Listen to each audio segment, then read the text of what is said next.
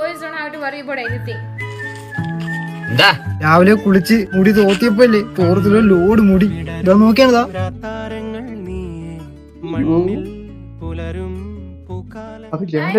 ഞാൻ ഇതുകൊണ്ട് കുളിക്കാത്ത ബോയ്സ് മാത്രമല്ല, നല്ല വിഷമമാ. ഞാൻ തോർത്തണ്ടല്ലോന്ന് ചോദിച്ചപ്പോ കുളിക്കാറ് പോലും ഇല്ല. അതറിയോ നമുക്ക്? തോർത്ത് കുളിക്കാൻ നേരത്ത് ആ മറ്റേ ഈ വെള്ളം പോകുന്ന ആ എന്താണ് അതിന്റെ പേര്, ഡ്രെയിനേജ് എന്നാണ് പറയാ, ആ സാധനം അടഞ്ഞു പോവും മുടി കയറിയിട്ടെ.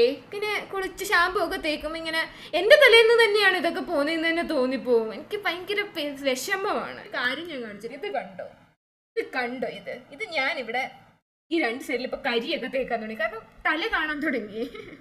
അമ്മാതിരി പ്രശ്നമാണ്. ഇങ്ങനെ കുളിക്കിത്. ഇതാണ് ഞാൻ കുളിക്കാത്ത. നിങ്ങൾക്ക് പറഞ്ഞാൽ മനസ്സിലാവുമല്ലോ.